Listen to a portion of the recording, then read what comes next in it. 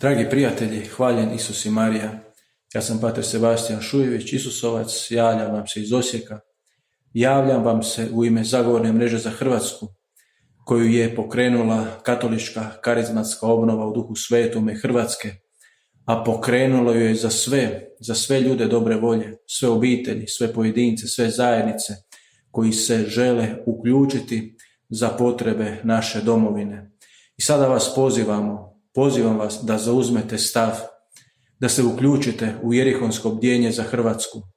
Ono počinje sutra, 25. ožujka, na Svetkovinu blagovijesti i traje do 1. travnja, od 6 sati ujutro 25. ožujka do 6 sati ujutro 1. travnja.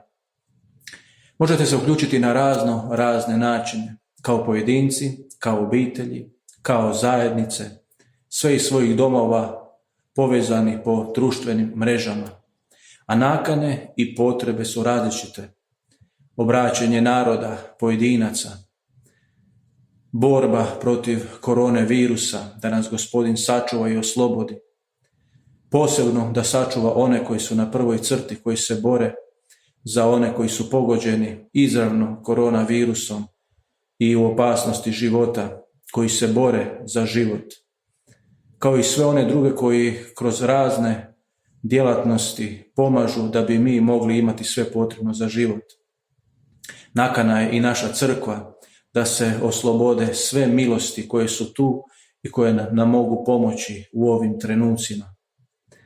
Evo, ja vas potičem, zauzmite stav, otvorite svoje srce, dopustite da struja milosti u vašim srcima oslobodi molitelje koji se tu skrivaju, klanjatelje u duhu i istini koje Otac nebeski toliko treba, da mu mognemo svi zajedno donijeti činove, pokore, obraćenja, posta, molitve, da se uzdignu naši vapaji nebeskome Ocu da nas usliša, na izgradnju svoga kraljevstva, na naše spasenje, a njegovu proslavu.